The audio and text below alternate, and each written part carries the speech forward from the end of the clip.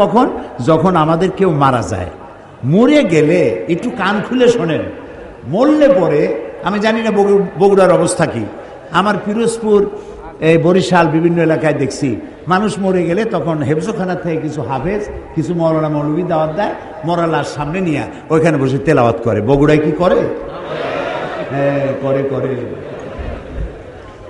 আচ্ছা, এবার আপনি আপনার বিবেককে জিজ্ঞেস করুন, লোকটা তো মারা গেছে, লোকটা কি করছে? সে কি শুনতেছে? তো সে যখন শুনছে না, তখন তারে মরা মানুষটারে কোরআন শুনে লাভ কি? আহারে আহারে কপাল, আহারে কপাল। মরা মানুষকে কোরআন শোনায় লাভ নাই।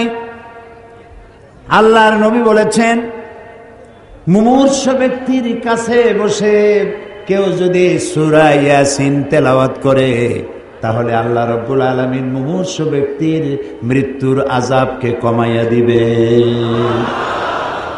তো যখন মরতে পড়ছিল সেই সময় পড়েন নাই, ছেলেটারে কোরআন শিখান নাই, মেয়েটারে কোরআন শিখান নাই, বউতেও জানেন না, নিজেও জানেন না, মরে গেছেন।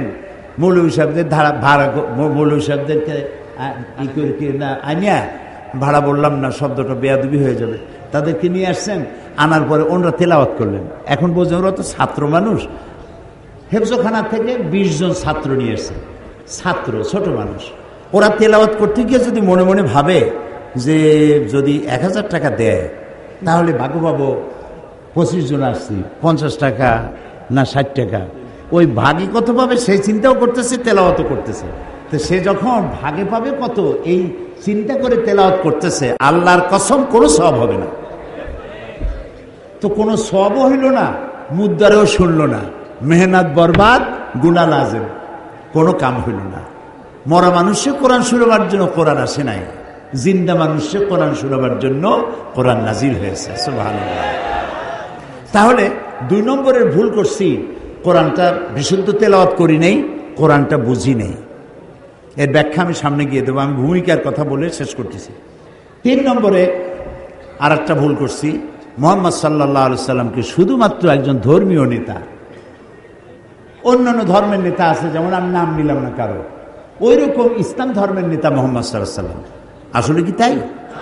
আল্লাহ তার নবীকে শুধু মুসলমানদের জন্য নেতা বানান নাই। রব্বুল আলামিন কোরআনে কারীমের মধ্যে বলেছেন, কুল ইয়া আইয়ুহান নাসু ইন্নী রাসূলুল্লাহি ইলাইকুম জামিআ। আল্লাহ রাব্বুল আলামিন বলেন, নবী আপনি ঘোষণা করুন, আমি আল্লাহর পক্ষ থেকে তামাম পৃথিবীর সব মানুষের জন্য রাসূল হয়ে এসেছি। মুহাম্মদ সাল্লাল্লাহু আলাইহি ওয়াসাল্লাম বিশ্ব নবী। তিনি কি নবী? তিনি মানবতার নবী, মানবতার বিশ্বস্ত বন্ধু, মানবতার মহান শিক্ষক। তার মতো সম্মানী আল্লাহর পরে, জমিনের উপরে, আরশের নিচে আর কেউ নাই। ভালো করে কোন সুবহানাল্লাহ। এত সম্মান আল্লাহ তাকে দিয়েছেন, এইরকম সম্মান পৃথিবীতে কেউ পায় নাই। বিশাল সম্মানের অধিকারী তিনি। সেই মুহাম্মদ সাল্লাল্লাহু আলাইহি সাল্লামকে আমরা বানাইলাম, তিনি একজন ধর্মীয় নেতা মাত্র। তিনি শুধু ধর্মীয় নেতা নন, পৃথিবীর সাদা এবং কালো মানুষের ব্যবধান দূর করছেন তিনি। তিনি নারীর অধিকার দিয়েছেন, শিশুর অধিকার দিয়েছেন, শ্রমের মর্যাদা দিয়েছেন। আজকে রিক্সাওয়ালা দেখে যুবক ছেলে কলেজে বা হাই স্কুলে পড়ে, রিক্সাওয়ালার দাড়ি পাকা, এই রিক্সা এদিকে আসো, তুমি তুমি করে কথা বলে। আমাদের ওদিকে বলে, বগুড়ায় বলে না, বলে। আহারে, ওই রিক্সাওয়ালার বয়সের চাইতে তার নাতির বয়স হবে। সে তাকে, যেহেতু সে শ্রমিক, কাজ করে খায়, কাজী তার দাম নাই। ঘুষ খায় যেগুলায়, ওগুলার দাম আছে। রিক্সাওয়ালার পয়সার চাইতে হালাল পয়সা কার আছে আমার তো জানা নেই। কি যে কষ্টটা করে, সারাটা দিন অমানবিক পরিশ্রম করে, মাথার ঘাম পায়ে ফেলাইয়া পয়সা অর্জন করে। আর তুমি তোমার বয়সে বড়, বাপের বয়সী, দাদার বয়সী, তুমি ছাড়া কথা বলতে পারো না, তোমার লজ্জা হওয়া উচিত। তুমি যুবক, এমএ পাস করেছো, চাকরি বাকরি নাই, বিয়ে একটা করে শ্বশুরের গাড়ি গিয়ে চড়ছো। হাল চাষ করো না, ইজ্জত যাবে। এমএ পাস করছো তো, বেবিটিক্সি চালাবে না, ইজ্জত নষ্ট হবে। তারপরে এই বগুড়ায় বটবটি না কি আছে, চটপটি না কি বলে, বটবটি, বটবটি, নসিমন, বসিরন, কসিমন, এগুলো হাত দিলে ইজ্জত নষ্ট হবে। তুমি এমএ পাস করলেও রিকশাওয়ালার দাম বেশি আল্লাহর কাছে, কারণ রসুল বলেছেন আল কাসিব হাবিবুল্লাহ, সহস্তে উপার্জনকারী ব্যক্তি আল্লাহর বন্ধু। সুবহানাল্লাহ।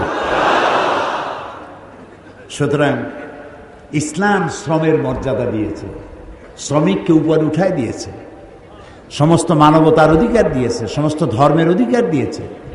আল্লাহ তাআলা কোরআন শরীফে বলেছেন অন্যের দেবদেবীকে গালি দিও না, কারো দেবতা দেবীকে গালি দিবা না, আল্লাহ নিষেধ করেছেন। কারো মন্দির, কারো প্যাগোডা, কারো গির্জা ভাঙবা না, আল্লাহ নিষেধ করেছেন। সুবহানাল্লাহ বলে। এর চাইতে মানব অধিকার কোথায় পাবেন? ইসলাম যা বলেছে, না জানার কারণেই এক শ্রেণীর লোকেরা বোমা মাইরিয়া ইসলাম কায়েম করতে চায়। এ পাগলের চাইতেও ছাগল, এগুলো পাগলের চাইতেও ছাগল, অধম। আল্লাহ তাআলা তার রাসূলকে বলেছেন ইন্নামা আনতা মুযাক্কির লাস্তা আলাইহিম বিমুসাইতির। হে রাসূল, আপনাকে পাঠাইছি উপদেশক করে, আপনাকে দারোগা করে পাঠাইলে লাঠি মেরে মানুষ হেদায়েত করবেন কোনো প্রয়োজন নাই।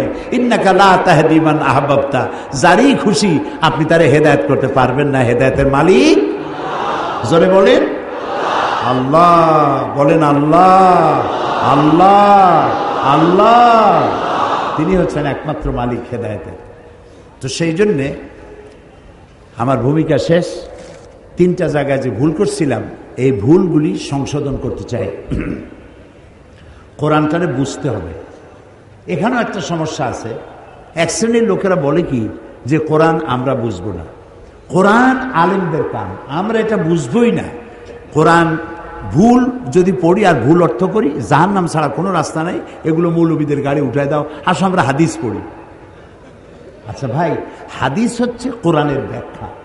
হাদিস কোরআনের কি ব্যাখ্যা? হযরতে আব্দুল্লাহ ইবনে মাসউদ রাদিয়াল্লাহু তাআলা আনহু তিনি বলেছেন, আমরা যখন কোনো হাদিস বলি তখন তোমরা ধরেই নেবা এটা আমরা কোরআনের ব্যাখ্যা করতেছি। সুবহানাল্লাহ। এই কোরআনে নামাজের কথা আছে, নামাজের কথা আছে, কিন্তু জোহর কয় রাকাত, আসর কয় রাকাত, মাগরিব কয় রাকাত তা কি আছে? নাই।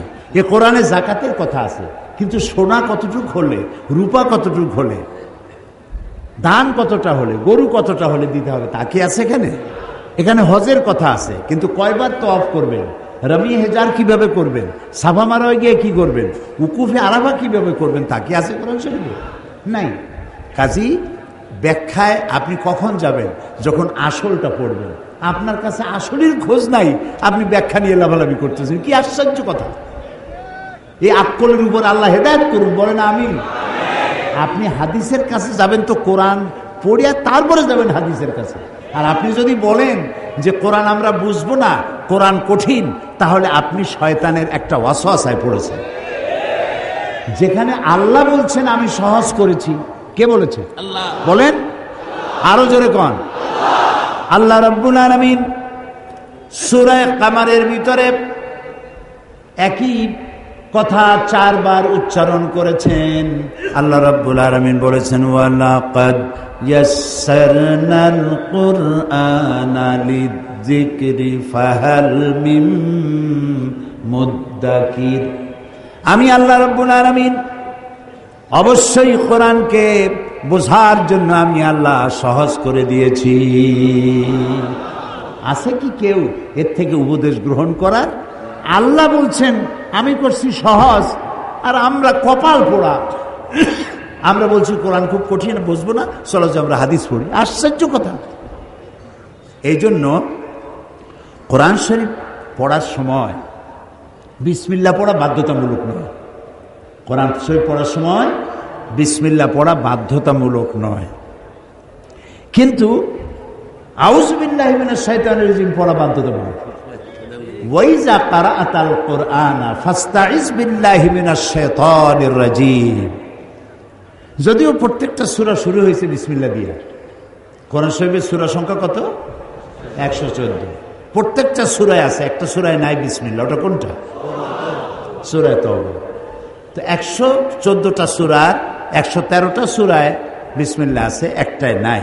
সেই অভাব আল্লাহ পূর্ণ করেছেন সূরা আন-নামলে, শুরুতে আর ভেতরে দুইবার বিসমিল্লাহ কইয়া 114 পুরো করে দিয়েছেন।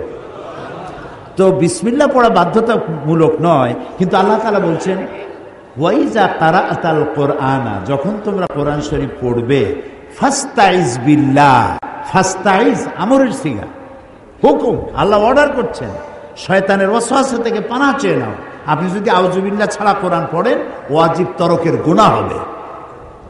এটা আল্লাহ এত কড়া হুকুম দিলেন কেন? এই জন্য দিয়েছেন, শয়তান তোমার কোরআন থেকে দূরে সরাই দেবে, শয়তান তোমার কোরআন বুঝতে দেবে না। এই জন্য তো মানুষ কোরআন বোঝে না। শয়তানে কয় যে এ কোরআন বুঝবা না। কে কয়? শয়তানে কয় কোরআন বুঝবা না। সেই জন্য কোরআনে চুমা দেয়, মাথায় লাগায়, বুকে লাগায়। আচ্ছা, কোরআন বুকে লাগানো চুমা দেওয়া মোটেই নিষেধ নাই। আমি কোরআনে চুমা দেবো না, তুই দেবো কিসে? কোরআনেই চুমা দেবো, এটা মাথায় রাখবো, বুকে রাখাবো, কিন্তু চুমা দেওয়াই কি সব? সব।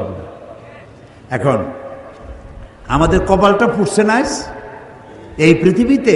আমি যদি প্রশ্ন করি বগুড়াবাসীকে, আমি জানি বগুড়ার লোকেরা খুবই সুশিক্ষিত, মার্জিত, সব দিক থেকে ভালো, আলহামদুলিল্লাহ। আমি যদি প্রশ্ন করি যে এই পৃথিবীতে সব থেকে লাঞ্ছিত, অবহেলিত, মার খাওয়া জাতি কোনটা, কি জবাব দেবে? মুসলমানেরা। ফিলিস্তিনে কারা মার খায়? আফগানেরা কি? কাশ্মীর, বজনিয়া, চেচনিয়া, ইরিত্রিয়া, সারা দুনিয়ায় মার খায় মুসলমানেরা। অথচ একটু লক্ষ্য করেন, অথচ পৃথিবীতে অন্তত 50টার মতো দেশ আছে মুসলমানদের করতলগত, হাতের মুঠায়। কটা দেশ? 50টা দেশ। পৃথিবীতে যে ওয়েলথ আছে, সম্পদ, এর 1/50 অর্থাৎ অর্ধেকেরও বেশি সম্পদ মুসলমানদের হাতে। পেট্রোল, গোল্ড, রাবার, কয়লা, সিলভার, কটন, এই উল্লেখযোগ্য সম্পদ মুসলমানদের হাতে। 1/50 মুসলমানদের হাতে। পপুলেশনের দিক থেকে সারা দুনিয়ায় বর্তমান পপুলেশন হচ্ছে 600 কোটি। এই 600 কোটি জনগণের মধ্যে 1/4 অর্থাৎ 150 কোটি হচ্ছে মুসলমান। দেশ হলো 50টা, সম্পদেরও অর্ধেকেরও বেশি আপনার। জনসংখ্যার দিক থেকে আপনি 1/4 পৃথিবীর, অথচ আপনি জুতা খাওয়া, লাথি খাওয়া, মার খাওয়া, না খায় থাকা, কষ্ট করা আর স্বাধীনতা হারানো, সব জায়গায় বঞ্চিত, লাঞ্ছিত, অবহেলিত, নির্যাতিত, নিগৃহীত জাতি মুসলমান। এটা কেন? এটা এই জন্য যে আমাদের কাছে কোরআন আছে, সেই জন্য আমরা আমাদের ইজ্জত হারাইছি। হ্যাঁ, দেখেন আল্লাহ কি বলেন। শুরু হচ্ছে তাফসীর। শয়তানের ওয়াসওয়াসা থেকে পানাহ চেয়ে নেন, আল্লাহর হুকুম। ইল্লা তাযকিরাতান লিমান ইয়াখশা তানযীলাম মিম্মান খালাকাল আরদা ওয়াস সামাওয়াতিল উলা। সুবহানাল্লাহ। কি মজার কোরআন! আহারে জাতি, যেই জাতিরে আল্লাহ বানালেন শ্রেষ্ঠ জাতি, সেই জাতি আজ নিকৃষ্ট জাতিতে পরিণত হয়ে গেছে। আল্লাহ তাআলা বলছেন, তাহা, হে নবী, মা আনজালনা আলাইকাল কুরআনা লিতাশকা, এই কোরআন আমি এই জন্য নাজিল করি নাই যে আপনার কষ্ট হবে। সুবহানাল্লাহ, বলেন সুবহানাল্লাহ। এই কোরআন এর জন্য নাজিল করি নাই যে আপনি কষ্ট পাবেন। এটা কি? ইল্লা তাযকিরা, এটা একটা নসিহত, এটা একটু উপদেশ। লিমান ইয়াখশা, যারা আল্লাহকে ভয় করে, যারা আল্লাহকে ভয় করে চলে, তাদের জন্য নসিহত। আর এই নসিহত যারা মানবে, তাদের কপাল খুলে যাবে। তো কপাল যদি আজ আমার পুড়ে থাকে, তাহলে কোরআন ছেড়েছি তাই কপাল পুড়েছে। এই পোড়া কপালকে জোড়া লাগাতে চান? পোড়া কপাল জোড়া লাগাতে চান? কারা কারা চান দেখি তো, পোড়া কপাল জোড়া লাগাইতে চান? আলহামদুলিল্লাহ, আলহামদুলিল্লাহ, হাত নামান। আলহামদুলিল্লাহ। আমরা আমাদের পোড়া কপাল যদি জোড়া লাগাতে চাই, তাহলে সুপার গ্লু মাখলেই হবে নাকি? সুপার গ্লুতে কাজ হবে না। আল্লাহ রাব্বুল আলামিন বলেছেন,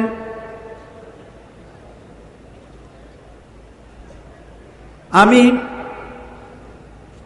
ইন্নাল্লাহা লা ইউগাইয়িরু মা বিকাওমিন হাত্তা ইউগাইয়িরু মা বিআনফুসিহিম, আমি কোন জাতির ভাগ্যকে পরিবর্তন করি না যতক্ষণ পর্যন্ত সেই জাতি নিজের ভাগ্যই নিজেরা পরিবর্তনের জন্য সচেষ্ট হয়।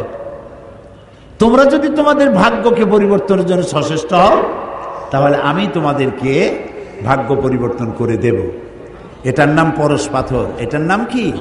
পরশ পাথর। নবী করিম সাল্লাল্লাহু আলাইহি ওয়াসাল্লাম একটি অধঃপতিত সমাজকে কি করে চরিত্রবান বানানো যায়, কিভাবে ভালো বানানো যাবে, যেই জাতি চুরি করে, ডাকাতি করে, জিনা করে, ব্যভিচার করে, মানুষের মর্যাদা যেই জাতির ভিতরে নাই, এই জাতির ভাগ্য কেমনে ভালো হবে।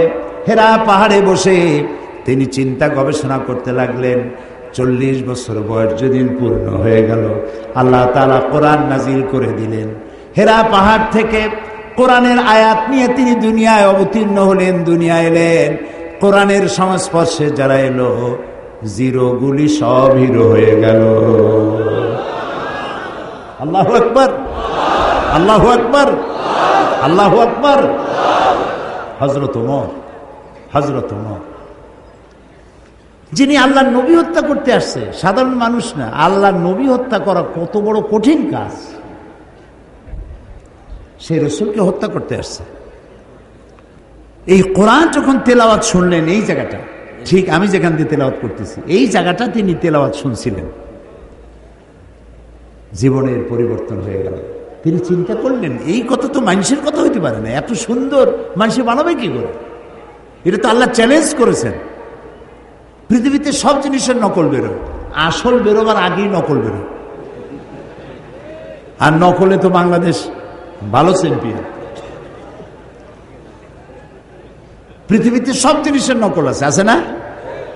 কিন্তু কয়েকটা জিনিসের নকল নেই। তার মধ্যে একটা হচ্ছে কোরআন। সুবহানাল্লাহ, পারবেন না?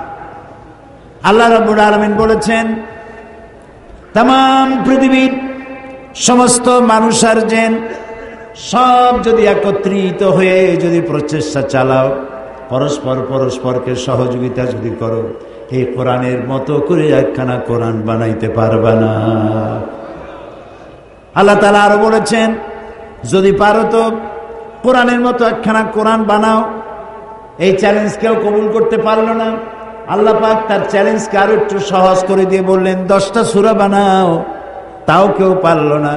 আল্লাহ এই পরীক্ষা আরো সহজ করে বললেন, ইন কুনতুম ফি রাইবিম মিম্মা নাযালনা আলা আবদিনা ফাআতু বিসূরাতিন মিন মিথলি।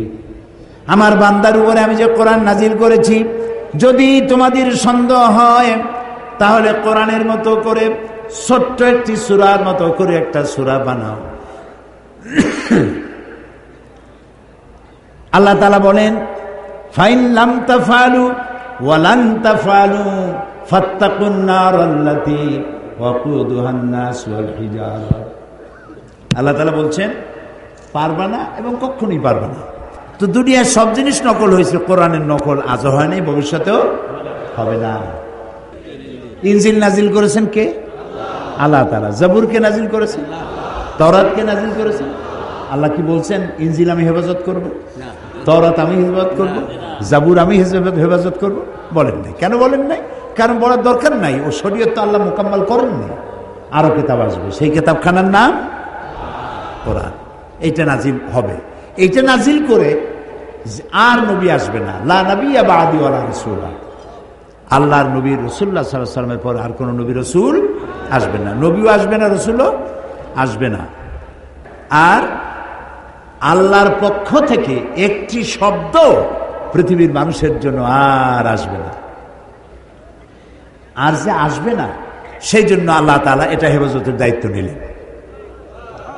আল্লাহ রাব্বুল আলামিন বলেন, ইন্না নাহনু নাযালনা যিকরা ওয়া ইন্না লাহু লাহাফিজুন।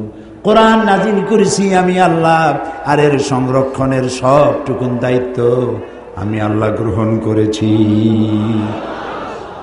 প্রিয় ভাই সব, কোরআনের কথা বলতে বলতে আমি তো শেষ করতে পারবো না। জীবনে বয়স তো কম হলো না, 70-এর কাছাকাছি চলে এলো। এই 70-এর কাছাকাছি বয়সের অর্ধ শতাব্দী, প্রায় 50 বছর কোরআনের খেদমতে নিয়োজিত আল্লাহ রাখছিলেন। দেশে বিদেশে পৃথিবীর 5টি মহাদেশের অন্তত 50টিরও বেশি দেশে কোরআন নিয়ে দৌড়াইছি, ছুটে বেড়াইছি। এ কোরআন শুনে পর্যন্ত যারা মুসলমান হলেন আল্লাহর গোলামের হাতে, তাদের সংখ্যা 600-র কাছাকাছি হয়ে গেছে। এই কোরআন শেষ করতে পারবেন না আপনি। দুনিয়ার কোন মুফাসসির বলতে পারবে না আমি যে তাফসীর করলাম আর লাগবে না, this is the final and last, এরপরে আর লাগবে না। কেউ বলতেও পারে নাই, কেউ লিখতেও পারে নাই। কারণ আল্লাহ তাআলা অন্যত্র বলেছেন, সূরা কাহফে বলেছেন, কুল লাউ কানাল বাহরু মিদাদান লিকালিমাতি রাব্বি লানাফিদাল বাহরু ক্বাবলা আন তানফাদা কালিমাতু রাব্বি ওয়ালাউ জিনা বিমিসলিহি মাদাদা। হে নবী, আপনি বলুন, তাম পৃথিবীর সমস্ত সমুদ্র মহাসমুদ্রের পানি যদি কালি হয়ে যায়, আর সেই কালিগুলি যদি দিয়া আমার রবের কালামের ব্যাখ্যা লেখা যদি শুরু হয়ে যায়, লিখতে লিখতে সমস্ত পানিগুলি শেষ হয়ে যাবে, আমার রবের কালিমার ব্যাখ্যা লেখা শেষ হবে না। এক মহাসমুদ্র। আমি খুব খুশি হয়েছি। আমি তো দেখতেছি মাহফিল, প্রথম দিনের দৃশ্য। আপনারা যারা আসছেন, আমার মনে হয় 5 অতিরিক্ত 10% দাড়ি পাকা, অতিরিক্ত বেশি 90% আপ, ওভার 90% যুবক দিয়ে ভরা মাহফিল। সুবহানাল্লাহ। আমি যুবকদেরকে সালাম করি, আমি যুবকদেরকে সালাম করছি। তোমরা আমাদের ভবিষ্যৎ, তোমরা আমাদের অ্যাসেট, তোমরা আমাদের মেরুদণ্ড। মেরুদণ্ড যদি সোজা থাকে মানুষটা সোজা হয়ে হাঁটতে পারে, মেরুদণ্ড বাঁকা হয়ে গেলে মানুষটা সোজা হয়ে হাঁটতে পারে না। জাতির ব্যাকবোন হচ্ছে ইয়াং জেনারেশন। নষ্ট হয়ে গেল সিনেমা, নাটক, গান, ওপেন কনসার্ট, নষ্ট হয়ে গেল। আরে অথচ এরাই হতো শাহজালাল, এরাই হতো শাহ মখদুম, এরাই হতো খান জাহান আলী, এরাই হতো শহীদ তিতুমির, এরাই হতো হাজী শরীয়তুল্লাহ। আহারে কপাল খারাপ। কি সুন্দর সোনার টুকরা ছেলে, গান বাজনা নাচ, রাস্তায় হাঁটে আর ঢোলে, এদিক লাফায় ওদিক লাফায়। জিজ্ঞেস করলাম ওরম করে কেন, এর কি কোনো মানসিক প্রতিবন্ধী নেই? কয় না হুজুর, কোমরের মধ্যে ওয়াকম্যান আছে। ওয়াকম্যান কি? কয়ে ওর মধ্যে গান বাজে আর কানের মধ্যে ঢুকানো আছে, রাস্তায় গানের তালে তালে হাঁটে। রিক্সার তলে পড়ে না ট্যাক্সির তলে পড়ে, দিশা নেই, খালি শুনতেছে। ওই যুবকের দোষ না তো। ওই যুবকের যদি দোষ থাকবে তাহলে সিনেমায় থইয়া ও তাফসীরের মাহফিলে আসছে কেন? ও তাফসীরের মাহফিলে আসছে যুবকের গায়ে মুসলমান মায়ের রক্ত, ওর গায়ে মুসলমান পিতার রক্ত। ও তাফসীর ছাড়া যাবে কই? সুবহানাল্লাহ। যেখানেই থাকুক, ঘরের ছেলে ঘরে ফিরে এসেছে। আলহামদুলিল্লাহ, আলহামদুলিল্লাহ। সবাই বলেন আলহামদুলিল্লাহ। যুবকদের বেশি করে কোরআন পড়া দরকার, কোরআন বোঝা দরকার। কিন্তু তা পড়তে দেওয়া হয় না, বুঝতে দেওয়া হয় না। ওরা তো যুবক মানুষ, বোঝে না। গল্পের বই কেনে, নাটক, উপন্যাস। এই নাটক, উপন্যাস, গল্পের বই, ওতে আছে কি? একটু পড়ো, তুমি তোমার বিবেককে জিজ্ঞেস করো। যত বড় লেখক, আমি নাম নেব না কোনো লেখকের, বহুত বড় বড় লেখক আছে, তাদের লেখা নভেল, নাটক ইত্যাদি, এত বড় বড় বই, রচনাবলী, এগুলো পড়ে। ওর মধ্যে আছে কি? রাজার মেয়ের সাথে কোতোয়ালের ছেলের প্রেম হলো। সেই প্রেম ক্রমান্বয়ে গভীর থেকে গভীরতর। তারপরে SMS করলো। এরপরে বিশ্ব ভালোবাসা দিবসে রমনা বটমূলে দেখা হলো। তারপরে কি হলো? তারপরে কি হলো? তারপরে সব শেষ হলো। এটা একটা রোমান্স, একটা রোমান্স। পয়সা খরচ করে যে বইটা পড়লা, কি শিখলে? 250-300 টাকা দিয়া প্রিয় লেখকের লেখা বই কিনছো, আহারে কিচ্ছু পাও নাই, কিচ্ছু নাই। 0 + 0 + 0 + 0 ফ্রম বগুড়া টু গাবতলী, কিছু নেই। আর কোরআন শরীফ পড়ো, প্রত্যেকটা লাইন তোমাকে সোনার টুকরা বানায় দেবে। আহারে কোরআন শরীফ। হযরত ওমর বলেন, জাহালাতের সময় আল্লাহর নবীকে লাঞ্ছিত করার জন্য আমি হারাম শরীফে প্রবেশ করলাম। আমি দেখতে পেলাম তিনি নামাজ পড়ছেন। মনে মনে ভাবলাম, নামাজের সময় কিছু করব না, নামাজটা শেষ হয়ে যায়। রাসূল নামাজের মধ্যে তেলাওয়াত করতেছিলেন, শব্দ করে আওয়াজ করে তেলাওয়াত করতেছিলেন। আমি পেছনে দাঁড়ানো, নামাজ শেষ হলেই টর্চার করব। তেলাওয়াতে এত মজা লাগলো, মজা তো লাগবেই, একে তো কোরআন, আর তেলাওয়াত করতেছেন তিনি যার উপরে নাজিল হয়েছে। সুবহানাল্লাহ, সুবহানাল্লাহ, আল্লাহু আকবার। কি মজা! যার উপরে নাজিল হয়েছে তিনি তেলাওয়াত করছেন। হযরত ওমর বলেন, তেলাওয়াত শুনে মনটা পাগল হয়ে গেল।